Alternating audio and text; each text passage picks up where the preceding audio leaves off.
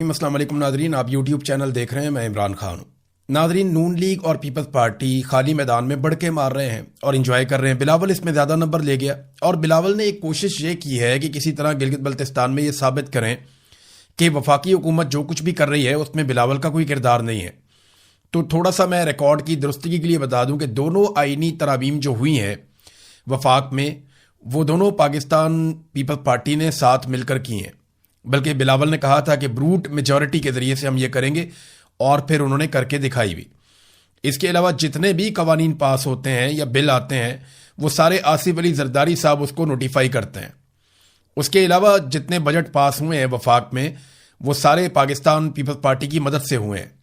یہ حکومت جو اس وقت وفاق میں موجود ہے، اس کو پاکستان پیپلز پارٹی کا ووٹ میسر ہے۔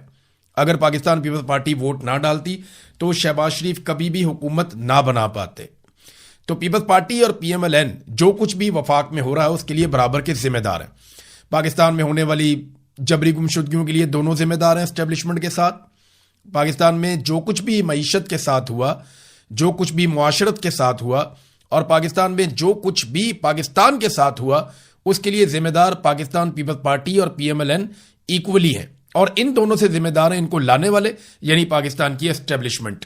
اب خالی میدان میں یہ بڑکے مار رہے ہیں۔ بلاول نے کچھ بڑے مزیدار قسم کے سٹیٹمنٹ دیے ہیں، وہ سٹیٹمنٹ میں آپ کے سامنے رکھتا ہوں، آپ بڑا انجوائے کریں گے۔ یعنی بلاول یہ باتیں کیسے کر سکتے ہیں؟ بلاول نے ایک تو یہ دعویٰ کر دیا کہ آصف علی زرداری نے امریکی بیسز بند کروا دی تھی، یعنی یہ آصف علی زرداری کا کارنامہ ہے۔ حالانکہ حقائق کیا ہیں وہ ذرا میں آپ کے سامنے رکھتا ہوں۔ ایک تو بلیک واٹرز آصف علی زرداری کے دور میں بدترین کام پاکستان میں کر رہے تھے۔ ریمنڈ ڈیوس والا انسیڈنٹ آپ کو یاد ہے، کیسے اس کو بچا کر پاکستان سے نکالا گیا تھا؟ آصف علی زرداری تھے اس وقت پاکستان میں، ان کی حکومت تھی۔ یوسف رضا گیلانی اور آصف علی زرداری دونوں حکومت کر رہے تھے۔ پھر ڈرون حملے جو پاکستان کے اندر ہوئے، سب سے بڑی مقدار میں اور سب سے زیادہ تعداد میں ڈرون حملے پاکستان میں آصف علی زرداری صاحب کے اور نواز شریف کے دور میں ہوئے ہیں۔ سب سے زیادہ زرداری صاحب، اس کے بعد پھر نواز شریف صاحب آتے ہیں۔ وکی لیکس آپ کو یاد ہوں گے، اس میں بہت بڑے بڑے انکشافات ہوئے۔ وکی لیکس کے ایک انکشاف کے مطابق اگست 2008 میں پیپلز پارٹی رہنماؤں نے اپنے دور حکومت میں امریکی حکام کے ساتھ ملاقاتیں کی، اور ان ملاقاتوں میں پاکستانی سرزمین پر امریکی ڈرون حملوں کی حمایت کی تھی۔ وکی لیکس کی جانب سے لیک شدہ امریکی سفارت خانے کی دستاویزات کے مطابق، یہ امریکی سفارتکار جو ہیں وہ پھر امریکہ کو لکھتے نا ای میلز، وہ وہاں سے لیک ہو گئی تھی، اور وکی لیکس کے اندر یہ ساری چیزیں سامنے آ گئی تھی۔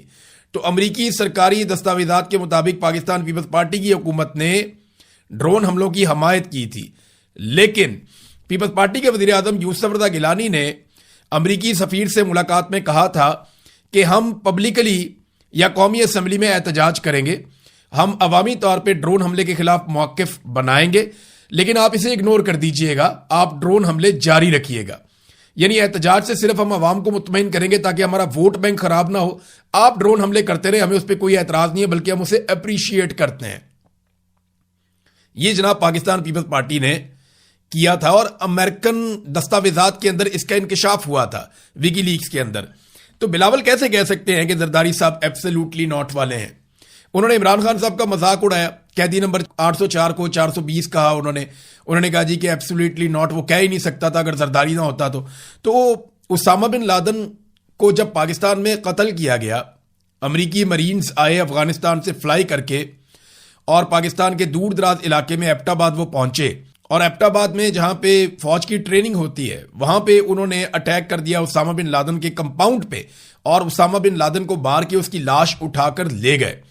تو یوسف رضا گیلانی نے امریکہ کو فوری طور پہ مبارکباد دی تھی، اور یہ خبر امریکن میڈیا کے اوپر اور ہر طرف چھپ بھی گئی تھی۔ اب جذبات میں آ کر انہوں نے، پیپلز پارٹی نے مبارکباد تو دے دی، لیکن بعد میں پتا چلا کہ عوام تو سخت ناراض ہیں اور پاکستان کی فوج اسے اپنی بے عزتی سمجھ رہی ہے، لہذا پھر انہوں نے مذمتی بیانات ہلکے ہلکے دینا شروع کیے۔ لیکن اسامہ بن لادن کے مرنے پہ بھی زرداری حکومت نے یہی کہا تھا کہ جناب زبردست ہو گیا۔ اس کے علاوہ زرداری حکومت کو وہ کہتے ہیں جی 2013 میں ختم کیا گیا تھا، بلاول یہ کہتے ہیں۔ لیکن 2008 میں آصف علی زرداری کی حکومت بنی تھی، پھر انہوں نے 18ویں ترمیم بھی مل کر پی ایم ایل این کے ساتھ اور ساری سیاسی جماعتوں کے ساتھ مل کر انہوں نے 18ویں ترمیم پاس کروائی تھی، اور وہ کنسنسس تھا ہر پولیٹیکل پارٹی کا اس کے اوپر. آج کل اس کے اوپر شب خون مارنے کی اسٹیبلشمنٹ تیاریاں کر رہی ہے. لیکن 18ویں ترمیم پاکستان کے سیاستدانوں کا ایک کارنامہ ہے اور شاندار کارنامہ ہے, اور جو لوگ اس کے اندر شامل تھے, آصف علی زرداری, نواز شریف اور باقی لوگ, یہ سارے خراج تحسین کے مستحق ہیں. عمران خان صاحب تو اس پارلیمنٹ میں تھے ہی نہیں, انہوں نے اس الیکشن کا بائیکاٹ کیا جو انہیں بعد میں لگا کہ ان کا غلط فیصلہ تھا. بہرحال 2013 میں آصف علی زرداری صاحب کی حکومت کو ختم کیا گیا. بلاول نے یہ دعویٰ کیا نہیں, یہ کیسے ہو سکتا ہے؟ زرداری صاحب کی حکومت آتی ہے 2008 میں, 2013 میں حکومت ختم ہو جاتی ہے, اور ایک نیا الیکشن ہوتا ہے 5 سال پورا کرنے کے بعد. اس الیکشن میں پیپلز پارٹی کو شکست ہو جاتی ہے, لیکن بلاول بضد ہے کہ نہیں ہماری حکومت ختم کی گئی تھی. تو لوگوں کو وہاں پہ وہ کہانیاں سنا رہے ہیں, اور جس پولیٹیکل پارٹی کے پاس ووٹ بینک تھا, یا جن کے پاس نظریہ تھا, یا جن کے پاس کوئی نیریٹو تھا جو لے کر جا سکتے تھے پبلک کے اندر, وہ پاکستان تحریک انصاف تھی, اس کو عملی طور پہ گلگت بلتستان کے الیکشن سے باہر کر دیا گیا. میں نے آپ کو پہلے بھی 1 درجن مرتبہ کہا کہ گلگت بلتستان میں کٹ پتلی حکومت کے علاوہ پاکستان کی اسٹیبلشمنٹ کوئی اور حکومت برداشت نہیں کرے گی. لیول پلینگ فیلڈ اگر دیتے پاکستان تحریک انصاف کو تو وہ صفایا کر دیتی باقی پولیٹیکل پارٹیز کا. یہ حقیقت اسٹیبلشمنٹ جانتی ہے, اسی لیے پاکستان تحریک انصاف کا رستہ روکا گیا.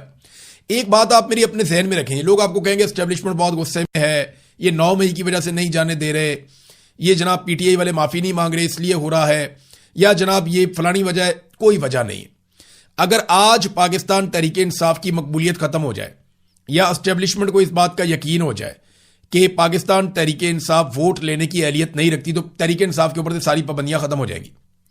یہ اتنی بدنامی صرف اس لیے لیتے ہیں کہ ان کو اس بات کا پتہ ہے کہ ان کو میدان میں چھوڑیں گے یہ جیت جائیں گے. اتنی بدنامی لینے کی ضرورت نہیں ہے. اگر پی ٹی آئی الیکشن ہار رہی ہو تو اس کو الیکشن لڑنے دیں گے. کیوں نہیں لڑنے دیں گے؟ وہ الیکشن صرف اس لیے نہیں لڑنے دے رہے کہ ان کو آئیڈیا ہے کہ یہ الیکشن جیتنے کی پوزیشن میں. اب ان کو نکالنے کے بعد آپ اپنے بندے کھڑے کریں, جو مرضی کریں. دیکھیں, حکومت اتنی ڈری ہوئی ہے کہ انہوں نے اپنا بجٹ آگے کر دیا. یہ جو بجٹ پیش کیا جانا تھا یہ اس الیکشن سے پہلے پیش ہونا تھا, جو گلگت بلتستان کا الیکشن ہے اصولی طور پہ, لیکن اس کو گلگت بلتستان کے الیکشن کے بعد تک کے لیے مؤخر کر دیا گیا. وجہ یہ ہے کہ بجٹ کے اندر جو عوام کی درگت بننے جا رہی ہے, جو یہ عوام کے ساتھ دھوکہ کرنے جا رہے ہیں پیپلز پارٹی اور پی ایم ایل این مل کر, اگر یہ بجٹ پاس ہونے کے بعد آتے اور آ کر گلگت بلتستان کا الیکشن لڑتے تو ان کی عوام نے وہاں پہ درگت بنا دینی تھی, کیونکہ انہوں نے عوام کی درگت بنائی ہوئی تھی.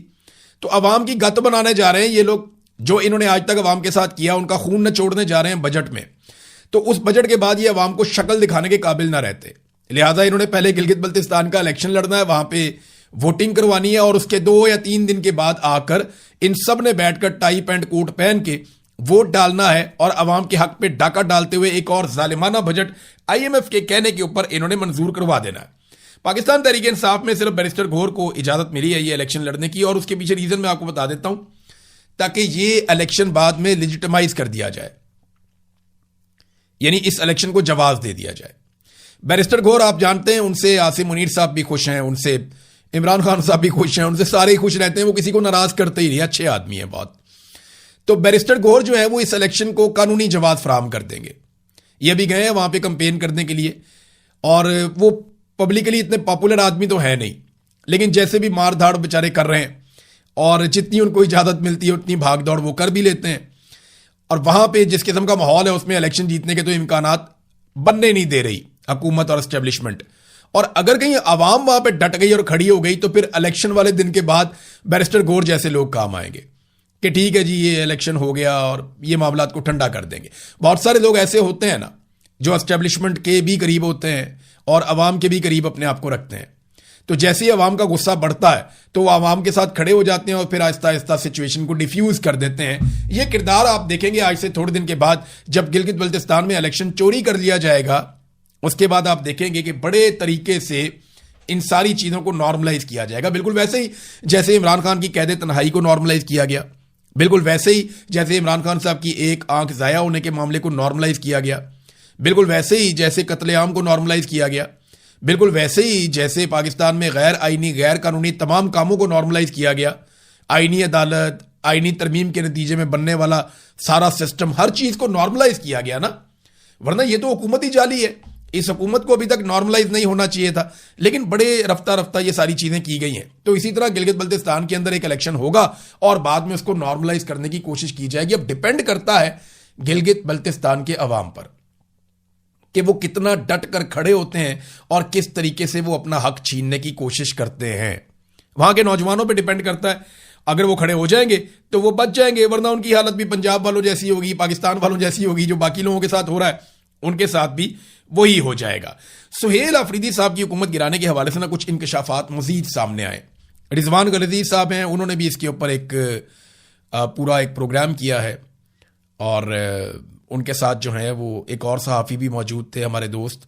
تو ان دونوں نے جو بات چیت کی ہے، ذرائع سے کم و بیش یہی چیزیں مجھے بھی پتہ چلی. وہ بات ٹھیک ہے کہ علی امین گنڈا پور صاحب یہ چاہتے ہیں کہ وہ وزیر اعلیٰ خیبر پختونخوا دوبارہ بن جائیں. سب سے پہلے یہ خبر بریک کی تھی شہزاد اکبر صاحب نے. انہیں کسی سورس نے بتا دیا تھا کہ چک شہزاد میں رانا ثناء اللہ کی، علی امین گنڈا پور کی، شیر افضل مروت کی اور چند لوگوں کی میٹنگ ہوئی ہے اور کوئی کارروائی ڈلنے والی ہے. پھر شیر افضل مروت صاحب آئینی عدالت میں چلے جاتے ہیں کہ عمران خان ایک نااہل شخص ہے اور سزا یافتہ ہے، لہذا اس کے کہنے کے اوپر وزیر اعلیٰ تبدیل نہیں ہو سکتا. یہ قانونی جواز دیا جاتا ہے. علی امین گنڈا پور صاحب اپنی پاور شو کرنا شروع کر دیتے ہیں. پھر میڈیا میں خبریں چلنا شروع ہو جاتی ہیں کہ جناب 30 بندے ٹوٹ گئے تو 25 بندے ٹوٹ گئے. جو حقیقی گراؤنڈ پہ صورتحال ہے وہ ہے تو یعنی لوگ ناراض ہیں، سہیل آفریدی سے لوگ ناراض ہیں. لیکن کیا وہ عمران خان کے فیصلے کے خلاف جا سکتے ہیں؟ تو میرا نہیں خیال کہ جا سکتے ہیں. یہاں پہ کوئی قانونی جواز بنانا پڑے گا ان لوگوں کو اگر استعمال کرنا ہے. تو لوگ ناراض ضرور ہیں اور اتنی بڑی تعداد میں نہیں ہے جتنا بتایا جاتا ہے کہ 30 ناراض ہو گئے یا 40 ناراض ہو گئے. نہیں، حکومت کہتی ہے کہ 72-75 لوگ ان سے آ کر ملے ہیں، جبکہ 92 ٹوٹل تعداد ہے. اور اس میں سے وہ بتاتے ہیں کہ کچھ حج کرنے گئے ہوئے ہیں، کچھ پاکستان سے باہر گئے ہوئے ہیں، کچھ شادیوں وغیرہ میں مصروف ہیں. تو لوگ الگ الگ جگہوں پہ، گلگت بلتستان میں بھی 2-4 لوگ گئے ہوئے ہیں. تو وہ یہ کہتے ہیں جناب ہمارے نمبر پورے ہیں. ہاں، ناراض لوگ جو ہیں، جو حکومت خود کلیم کرتی ہے، وہ کہتی ہے 3-4 لوگ ایسے ہیں جو ناراض ہیں. لیکن میں نے وہاں پہ جو مقامی صحافیوں سے میں نے جب پوچھا تو انہوں نے کہا جی کہ 10 کے قریب ایسے لوگ ہیں جو حقیقتاً سہیل آفریدی سے ناراض ہیں اور ان کی ناراضگی کی معقول وجوہات بھی ہیں، اور وہ یہ وجوہات عمران خان کے سامنے بھی فیوچر میں رکھ سکتے ہیں. لیکن اس سے زیادہ بڑی تعداد نہیں ہے. اب یہ جو دعویٰ کیا رضوان غلطی صاحب نے، انہوں نے کہا جی کہ ایکچولی یہ جو خبریں چلائی جا رہی ہیں نا کہ 30 بندے ہیں تو 25 بندے ہیں تو 27 بندے ہیں، یہ خبریں صرف اس لیے چلائی جا رہی ہیں تاکہ اسٹیبلشمنٹ تھوڑا سا تیز ہو جائے اور آئینی عدالت سے سہیل آفریدی کے خلاف فیصلہ کروا لے. اگر وہ فیصلہ ان کے خلاف آ جاتا ہے تو پھر دوبارہ چوائس علی امین گنڈا پور صاحب سمجھتے ہیں کہ وہ ہوں گے. لیکن عمران خان صاحب سے ملاقات کے بغیر پھر خیبر پختونخوا کی حکومت کیسے بنے گی؟ یہ سہیل آفریدی صاحب کو اگر ایسے نکال دیا گیا تو وہ پبلک میں مقبول بھی ہو جائیں گے. سہیل آفریدی صاحب سے غلطی یہ ہوئی کہ انہوں نے اپنا موقع کافی حد تک ضائع کیا. وہ نوجوانوں کو اکٹھا کر سکتے تھے. یہ سازشیں ان کو اس لیے ان کا سامنا کرنا پڑ رہا ہے کہ جس کام کے لیے انہیں عمران خان صاحب لائے تھے وہ کام شروع نہیں کر پائے. حالانکہ ان کی نیت پہ شک نہیں کیا جا سکتا، وہ کوشش کر رہے ہیں. لیکن جو اصل بات ہے، جو مراد سعید نے بھی کہی، جو اور بہت سارے لوگوں نے کہی، کہ نوجوانوں کو اکٹھا کر کے ایک بڑی تحریک چلائی جائے اور نوجوانوں کو ایک پلیٹ فارم کے اوپر لایا جائے جہاں سے عمران خان صاحب کی رہائی کے لیے پورا زور لگایا جائے، جسے عمران خان نے اسٹریٹ موومنٹ کا نام دیا تھا. لیکن آپ دیکھیں کہ وہ معاملہ کہیں نظر ہی نہیں آتا. تو یہاں پہ سہیل آفریدی سے غلطی ہوئی اور اس کا خمیازہ انہیں جگہ جگہ بھگتنا بھی پڑتا ہے. ناظرین، ایران نے اور امریکہ نے ایک دوسرے کے اوپر میزائل داغ دی ہیں اور یہ تازہ کارروائیاں ہوئی ہیں. ان کارروائیوں کے نتیجے میں عالمی منڈی میں پیٹرولیم مصنوعات کی قیمتیں پھر بڑھ گئی ہیں اور پاکستان کے اندر آپ کو پتہ ہے بہانا ہی چاہیے ہوتا ہے قیمتیں بڑھانے کے لیے. یہ ابھی پھر قیمتیں بڑھا دیں گے. عالمی منڈی میں 10 روپے بڑھتی ہے تو یہ یہاں پہ 100 روپے بڑھا دیتے ہیں. ایسی واردات پاکستان میں ہمیشہ ڈالتے ہیں. اب ہوا یہ ہے کہ ایران نے جو جوابی کارروائی کی وہ اس کو جواز فراہم کر رہے ہیں. یعنی عباس عراقچی نے جو بات کی، دیکھیں ایران کا رویہ بہت سخت ہوا گزشتہ 2-3 دنوں میں. ایک انہوں نے کہا کہ ہم زلزلے جیسا جواب دیں گے، بہت خوفناک. ایران کے پاس ایسا کیا آ گیا ہے یا ایسی کون سی چیز ان کے ہاتھ لگ گئی ہے کہ اب وہ بہت کھل کر میدان میں آ گئے ہیں اور وہ دلچسپی نہیں دکھا رہے زیادہ مذاکرات کے اندر. جبکہ امریکہ مجھے بیک فٹ پہ دکھائی دے رہا ہے. یعنی امریکی صدر ڈونلڈ ٹرمپ کو جب یہ بتایا گیا کہ کویت کے اوپر، بحرین کے اوپر، عراق کے اوپر امریکی بیسز کے اوپر ایران نے اٹیک کیا، میزائل اور ڈرون مارے ہیں، تو ڈونلڈ ٹرمپ نے کہا جی ہم نے بھی ان کو بہت مارا، اس قسم کا جواب دیا. اور ڈونلڈ ٹرمپ نے کہا جی کہ میں اس کو کوئی اتنا بڑا وہ نہیں سمجھتا معاملہ. دیکھیں جب امریکہ نے لڑائی کرنی ہو نا تو امریکہ ایک پٹاخے کو بھی بہت بڑا مسئلہ بنا سکتا ہے. لیکن جب انہوں نے لڑائی نہیں کرنی تو پھر انہیں بہت میزائل اور جو ڈرونز ہیں وہ بھی ان کو چھوٹی چیز لگتے ہیں, وہ بڑی بڑی صورتحال کو پی جاتے ہیں. تو اس وقت امریکن بیک فٹ میں ہیں, وہ ایک معاہدہ کرنا چاہتے ہیں. ڈونلڈ ٹرمپ روزانہ کی بنیاد پہ یہ بات بھی کرتے ہیں, لیکن ہو سکتا ہے کہ امریکہ بغیر کسی معاہدے کے چیزوں کو لٹکا کے آہستہ آہستہ باہر نکل جائے, کیونکہ ڈونلڈ ٹرمپ کو جو فیس سیونگ چاہیے وہ والی فیس سیونگ تو ایران فی الحال نہیں دے رہا. لیکن ایران نے جو اٹیک کیا, کویت میں ایک شخص کے جاں بحق ہونے کی اطلاع ہے, جبکہ 63 لوگ زخمی ہوئے ہیں. کویت نے یہ بتایا, ان کی جو فورسز ہیں, کہ 13 بیلسٹک میزائل اور 17 ڈرونز ہم پر مارے گئے. ان میں سے اکثر کو ہوا میں تباہ کر دیا. بحرین میں بھی اسی طرح کی چیزیں رپورٹ ہوئی ہیں اور عراق میں بھی ایسی ہی چیزیں رپورٹ ہوئی ہیں. ایرانی فورسز کے مطابق یہ جو نقصان ہوا ہے یہ امریکن پیٹریاٹ جو میزائل ایئر ڈیفنس سسٹم ہے اس کے اندر کوئی خرابی آئی ہے جس کی وجہ سے یہ نقصان ہوا ہے. اچھا, اس میں کچھ ویڈیوز بھی جاری کی گئی تھی, کچھ دعویٰ کیا گیا گزشتہ رات کہ امریکی انٹرسیپٹر جو ہے, جو ایرانی میزائلوں کو نشانہ بنانے کے لیے اڑ رہے تھے, ان میں سے کوئی پھٹ گیا ہے یا اس میں کوئی نقصان ہوا اس کی وجہ سے. اب ایران دعویٰ کر رہا ہے کہ یہ وہ وجہ ہے کہ یہاں سویلین کا نقصان ہوا, ہم نے نہیں کیا. جبکہ کویت نے فوری طور پہ ایرانی سفیر کو ایران سے اپنے ملک سے نکلنے کے لیے کہا ہے اور کویت اس کے اوپر سخت رد عمل دے رہا ہے. سعودی عرب نے اس کی مذمت کی ہے اور کئی جگہوں سے اس کی مذمت آئی ہے. بہرحال جو عراقچی ہے وہ یہ کہہ رہے ہیں جی ہم نے تو حملہ اپنے دفاع میں کیا ہے اور ان مقامات پر حملے کر رہے ہیں جہاں سے امریکہ کو جنگ بندی کی خلاف ورزیوں اور شپنگ پر حملوں کی اجازت ملی ہوئی ہے. یعنی ایران کہتا ہے یہ ہمارے جوابی حملے ہیں, جس جگہ سے ہمارے اوپر حملے ہوتے ہیں ہم واپس وہیں پہ اٹیک کرتے ہیں. اب یہ اس حملے کے بعد جو ہے وہ صورتحال دوبارہ سے کشیدہ ہو گئی ہے اور عالمی منڈی میں تیل کی قیمتیں بڑھ رہی ہیں. ایران نے ایک اور دھمکی لگائی ہے اور یہ بڑی خطرناک بات ہے. دیکھیں میں آپ کو بتا رہا ہوں, ایران بہت کھل کر آ گیا گزشتہ چند دنوں میں. ابھی ایران نے کہا کہ اگر بیروت کے اوپر اسرائیل حملہ کرتا ہے یا بیروت کو اسرائیل نے نشانہ بنایا تو ہم براہ راست اسرائیل کے اوپر اٹیک کر دیں گے. یہ ایران نے کہا. اس سے پہلے ایران یہ کہتا رہا ہے کہ اگر ہمارے اوپر حملہ کیا گیا تو ہم جواب دیں گے, اگر ہماری انسٹالیشنز کو نقصان پہنچایا گیا یا ہماری قیمتی جگہوں کو تباہ کیا گیا, انرجی کے جو ہمارے پلانٹس ہیں ان کو نشانہ بنایا گیا تو ہم جوابی کارروائی کریں گے. لیکن اب وہ یہ کہہ رہا ہے کہ اگر بیروت پہ بھی حملہ ہوتا ہے لبنان میں تو ایران اپنے میزائلوں اور ڈرونز کے ساتھ